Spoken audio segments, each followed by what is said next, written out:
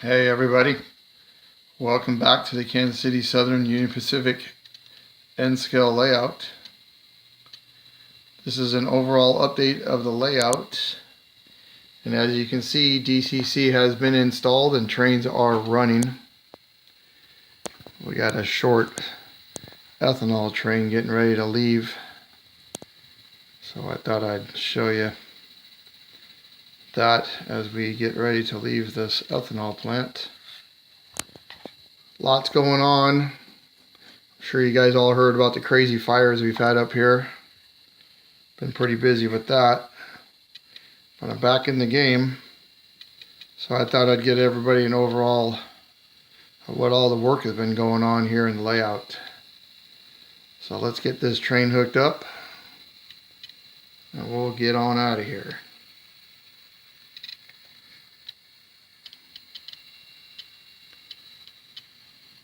So these are my 2 units that I put decoders in just recently.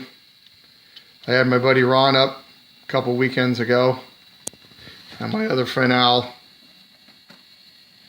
and we did a lot of wiring, installed DCC and a couple locomotives, and I've been running trains ever since.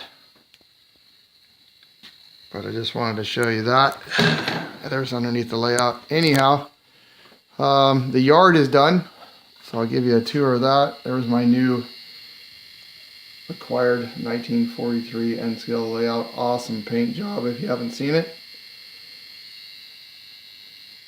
Anyhow, the yard is done, and there it is. 100% complete. 11 tracks. I'm sorry, 9 tracks. The longest one is 11 feet 4 inches, and the shortest is 6 feet 8 inches. So there it is done. My intermodal yard is coming along a little bit. I got a BNSF auto parts auto train coming through Kansas City right now. Those 2 units. Anyhow, I've been working on my industrial park, and I'm sure you guys all heard me tell you that Vinny built that. That's my auto parts warehouse. And I finally got most of the track done, except for what goes to the right here, and that will be a pipe making place, and that will be Hayes Pipe and Steel. That's going to go right there. And to your left right here is Hayes Propane. And then way at the end of the road, of course, we have to condense everything down. I would say probably about 10 miles down the end of the road, they have a lumber yard. But I had to put it there. So there's my runaround pocket. And there is my A-frame boxcar loading. And then this is where we my chips.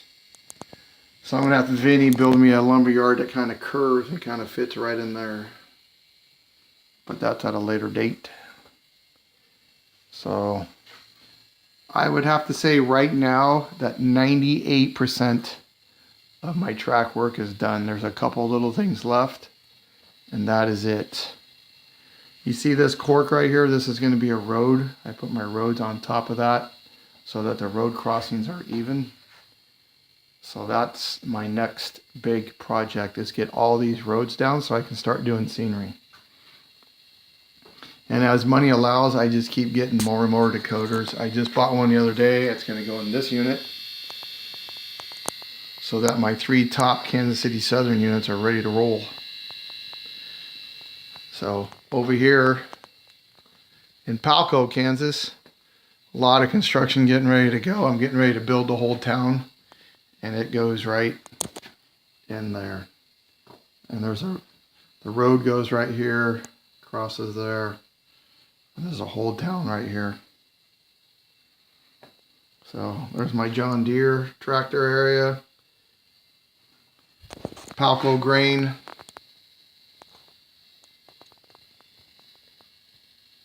Tractor fuel.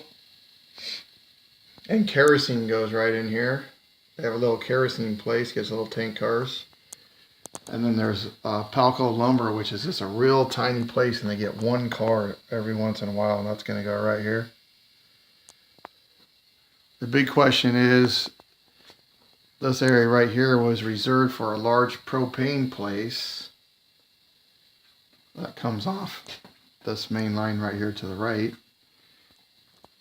And then we'll come in here and Y, one track this way and one track that way. And all the buildings will have lights on it. But I kept looking at that, and if I do that, I'm going to hide all my crossovers and all my track signals, which doing this Palco Junction is going to be real fun to do. But I don't want to hide it. So this propane area is on the back burner for now. If I do it, it's going to be way later. So anyhow, for those of you that just subscribed, that was Palco, Kansas.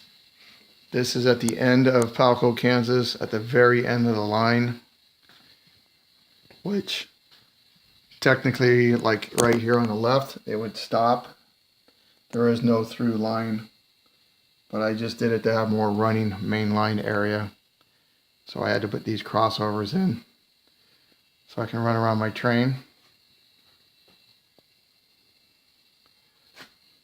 And then over here in Plainville, I have this huge grain elevator. And yes, Vinny built this too. And he did an awesome job. Everybody loves this when they've come to see the layout.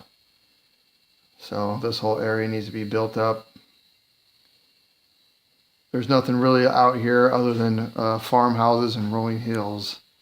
And I wanted to get that on my layout so when the trains are running on the main line, you would see that. So that's all going to be houses, static grass, and rolling hills. All this.